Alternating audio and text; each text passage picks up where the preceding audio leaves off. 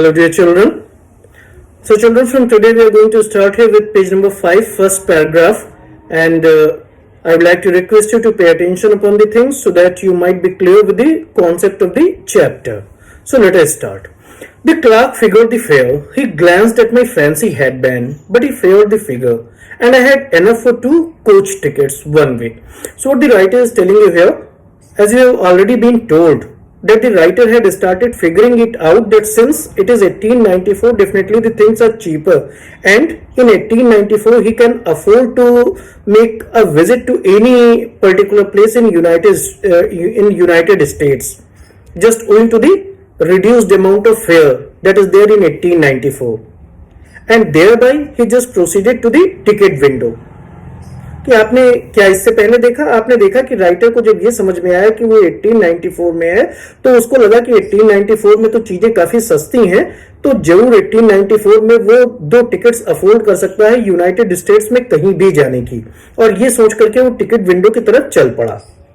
और उसके आगे आप यहाँ पे देख रहे हैं, The clerk figured the fare. So as he had made up his mind that he would be making a journey to Galesburg, Illinois, he must have demanded for the ticket for the same. He must have demanded for the ticket for Galesburg, Illinois. And the clerk had started figuring out the fare. He must have started calculating the fare, because at that time, definitely, as we have been told, that this is the incident of 1894, and in 1894 there would have been no facility of computerized tickets, and that is why he must have been calculating the ticket manually. So that is what you have been told here, that the clerk had started figuring out the fare. He must have started calculating the fare. He glanced at my fancy headband. So children, as the writer was considering the people over there to be outdated and old fashioned, definitely the people over there must have considered the writer to be awkward, क्योंकि writer को तो लग रहा था कि वहां के लोग ओल्ड फैशन है, लेकिन जिस हिसाब से राइटर ने कपड़े पहन रखे थे तो उन लोगों को भी ये लग रहा होगा कि ये किस तरीके के कपड़े पहन करके चला आया है, क्योंकि उस जमाने में अगर आप देखिए तो पैंट वगैरह अलग तरीके से पहनी जाती थी, प्लीटेड पैंट होती थी और पेट पे बांधी जाती थी। आज के टाइम में जीन्स वगैरह और लो वेस्ट टाइप की, तो अगर आप 1894 के जमाने में पहुंच जाइए और लो वेस्ट जीन्स पहन करके पहुंच जाइए तो हर कोई ये सोचने लगेगा कि ये कैसे कपड़े हैं। तो definitely the clerk would also have been surprised the way the writer was looking, कि क्लार्क को भी ये नहीं समझ में आया होगा कि राइटर ने किस तरीके के कपड़े पहन रखे हैं। तो he was glancing at the writer's fancy headband, he was just gazing at the writer's fancy headband. He must also have been finding the appearance of the writer somewhat different and awkward, and I had enough for the 2 coach tickets. So he was still figuring out the money. However, he must have been finding the writer different, but he would still have been figuring out the fare. And the writer says that he had got sufficient money in his pocket even right then. उस वक्त भी writer के पास में इतना पैसा था कि he could have purchased 2 coach tickets one way, कि वो 2 कोच टिकट्स खरीद सकता था एक तरफ से। वापस आने का पैसा उसके पास नहीं था, लेकिन जाने का 2 टिकट का पैसा उसके पास था, जेब में भी उस वक्त मौजूद था। So that is what you have been told up to now. Now say, but when I counted out the money and looked up, the clerk was staring at me. But as the writer just picked out the wallet and as he took out the notes and as he had started counting his own money, the clerk was surprised and he had started looking at the writer, because what currency notes the writer had got would not have been acceptable in that period, would not have been valid in that period, क्योंकि currency कुछ कुछ time पे बदल जाती है। जैसे आज के टाइम में आप देखिए तो 2000 के नोट चल रहे हैं, तो पुराने 1000 और 500 वाले नोट कहाँ चल रहे हैं। तो अगर इसी तरीके से आप 1894 के पीरियड में पहुंच जाइए तो 1894 में तो पता चला कि महात्मा गांधी भी हो सकता है पैदा ना हुए हो रहे हो, या पैदा हुए भी रहे हो, तो नोट पे उनकी फोटो ना छपती हो, तो महात्मा गांधी के फोटो वाली नोट आप 1894 में लेकर के पहुंच जाइए तो कोई उसको वैलिड करेंसी नहीं मानेगा। तो राइटर के पास में जो करेंसी थी, उस करेंसी को देख करके वो क्लार्क ऐसे उसको घूरने लगा कि ये क्या ये दे रहा है। तो वही चीज यहाँ पे राइटर आपको बता रहा है कि when I had counted out the money and looked up, the clerk was staring at me. The clerk was surprised at the currency that the writer had been producing before him, कि जो currency writer उसको दे रहा था उसको देख करके Clark surprised हुआ कि ये कौन सा पैसा है। He nodded at the bills. So this is nodding. He nodded at the bills means he refused to accept the bills. Bills means notes. He refused to accept notes. And what he said, this ain't money, mister. He said that this is no money. This is not any money, mister. and if you are trying to escape me, you won't get very far. And at the same time, he had also issued a warning to the writer that if the writer was trying to escape him, if the writer was trying to deceive him, definitely he would not be able to go too far, definitely he would not be able to get away, definitely he is going to be sent to jail if he was trying to deceive the clerk. ये बात उसने कही कि अगर मुझे धोखा देने की कोशिश करोगे तो तुमको जेल भेज दूंगा, और ये पैसे तुम्हारे ये पैसे ही नहीं है, ये क्या लेकर के आए हो, तो ऐसा उसने कहा।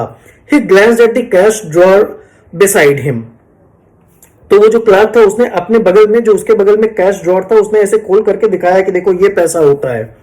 So of course the money was the old style bill. So now the writer was able to identify that the money that he has got is the old style bill. तो old style मतलब writer के हिसाब से old style, बाकी उसके हिसाब से तो वो कंटेम्पोरेरी ही है, क्लार्क के हिसाब से तो वही चलन में है, क्लार्क के हिसाब से तो वही कंटेम्पोरेरी है, लेकिन राइटर के हिसाब से वो ओल्ड स्टाइल करेंसी है। तो राइटर ने ऐसे झांका और उसको लगा कि हाँ ये तो ओल्ड स्टाइल करेंसी है। Half again as big as the money we use now it is. So the old style currency was smaller in size, the notes were smaller in size। तो ये नोट्स के size वगैरह कभी बड़े कर दिए जाते हैं, कभी छोटे कर दिए जाते हैं। जैसे आपसे पहले आप 1000 का नोट देखिए तो थोड़ा बड़ा आता था, अब 2000 का नोट थोड़ा छोटा है। तो इस तरीके से वो एक जमाना था कि जब 100 का नोट भी इतना बड़ा आता था। तो इस तरीके से नोट की साइज जो है वो बदलती रहती है। तो यहाँ पे राइटर क्या कह रहा है कि as he looked into the cash drawer he noticed that the currency that he was having was half the size of the present day currency, कि करेंसी नोट्स की साइज काफी छोटी थी जिस तरीके से उसके पास क्लार्क के पास थी। I turned away and got out fast. So the writer turned away and he got out fast, he just ran out fast because he thought that there wasn't anything nice about jail even in 1894।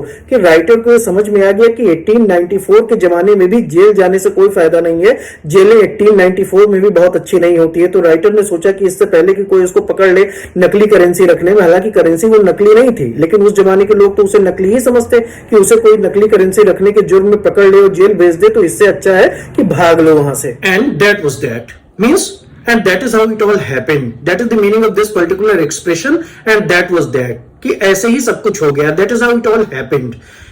I lived the same way I came, I suppose। And then the writer had started returning back to the normal world। The writer had started his journey back to the normal world, and he started his journey through the same corridor through which he had been there on the third level। कि जिस corridor से, जिस tunnel में से होकर के वो third level पे गया था, उसी टनल में से उसने अपनी रिटर्न जर्नी शुरू कर दी। He had started coming back।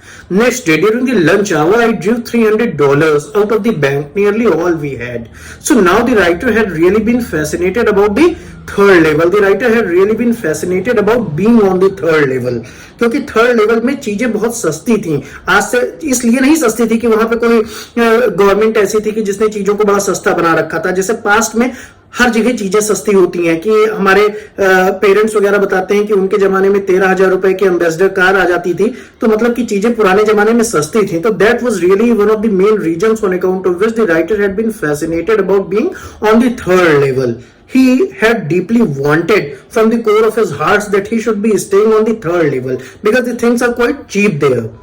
So what he did? The very next day at the lunch hour he went to the bank and he withdrew the entire money that he had got। He just withdrew the entire money that he had got। जितना पैसा उसके पास था सब उसने निकाल लिया, और लगभग कितना था, $300 उसने पूरा पूंजी इकट्ठी की थी और सब का सब उसने निकाल लिया। और उसका ये निकालने का पर्पज क्या था कि he wanted to convert this $300 into the old style currency, कि उसको वो ये चाहता था कि $300 को वो ओल्ड स्टाइल करेंसी में कन्वर्ट करके और थर्ड लेवल में जाएगा। तो अब जैसे इसको इस तरीके से समझिए कि मान लीजिए आज के जमाने में आपके पास 1 करोड़ रुपए है, और वो 1 करोड़ रुपए लेकर के अगर आप पास्ट में चले जाइए, 1 करोड़ रुपए लेकर के अगर आप 1894 में चले जाइए, तो 1894 में आज का जो 1 करोड़ है वो 1894 में हजारों करोड़ से ज्यादा हो जाएगा। क्योंकि एक जमाना था जिस टाइम ताज होटल बना था, तो उस टाइम 5 करोड़ रुपए में पूरा ताज होटल बन गया था, और 5 करोड़ रुपए में आज के टाइम में नॉर्मल बहराइच में ही बहुत सारे लोगों के घर होंगे।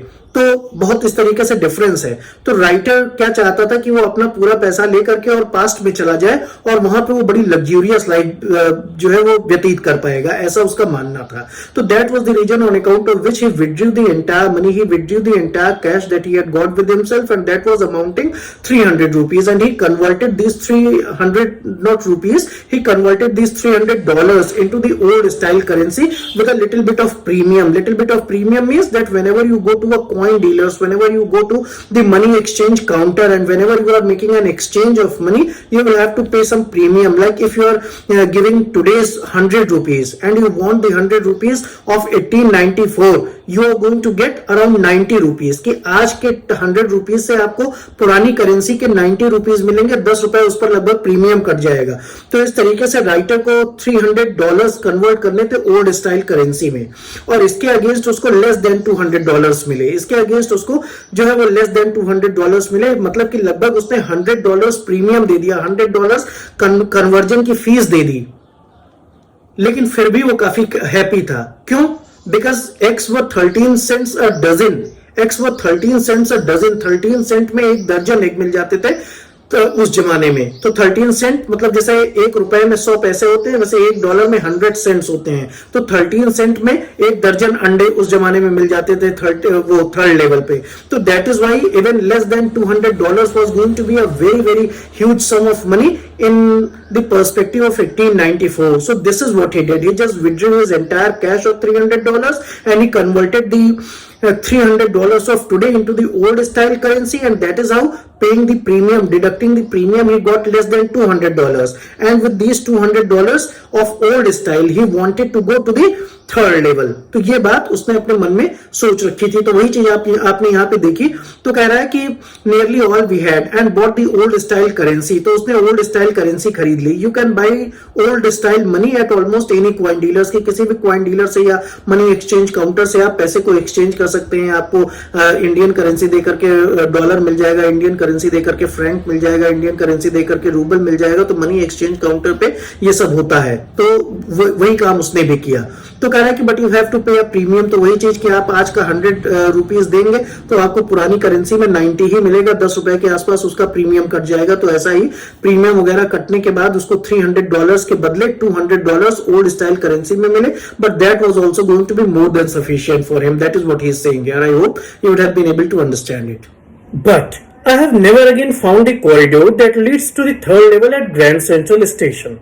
So children, here the writer is telling you that afterwards continuously he had been trying to get into that tunnel. He had been trying to get to that tunnel that was connected to the third level, but every time unsuccessfully. Every time he was unsuccessful in finding out that particular tunnel that was connected to the third level.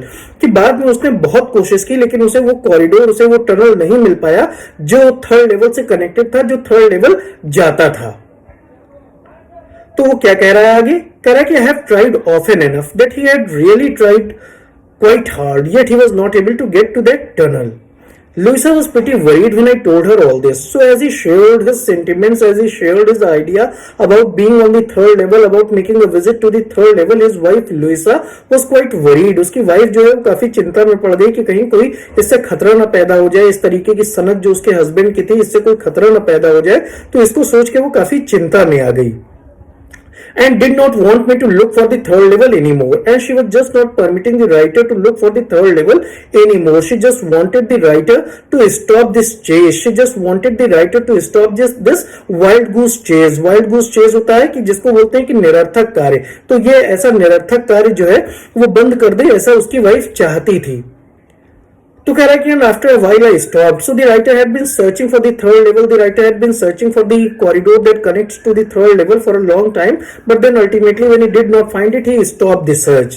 And then one day he went back to his stamps. One day as he was just fussing with the stamp collection, one day he was just checking out the stamp collection, he found out something there.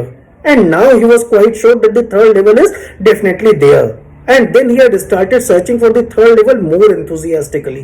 कि इस तरीके से करते करते जब वो थक गया तो उसने वो थर्ड लेवल को सर्च करना बंद कर दिया. फिर अचानक ही एक दिन वो जब अपना स्टैम्प कलेक्शन फस आउट कर रहा था, स्टैम्प कलेक्शन के पन्ने पलट करके देख रहा था, तो अचानक उसने कुछ ऐसा देखा कि उसे लगा कि ये तो वास्तव में अलग ही बात है. उसे वहां पे कुछ ऐसा मिल गया कि उसे ये कॉन्फिडेंस हो गया कि नहीं, थर्ड लेवल है, थर्ड लेवल जरूर से है. और फिर उसने वीकेंड्स पे थर्ड लेवल को और भी एंथुजियास्टिकली सर्च करना शुरू कर दिया. तो ये बात बच्चों आपने देखी. अब वो क्या है वो हम नेक्स्ट सेशन में जानेंगे.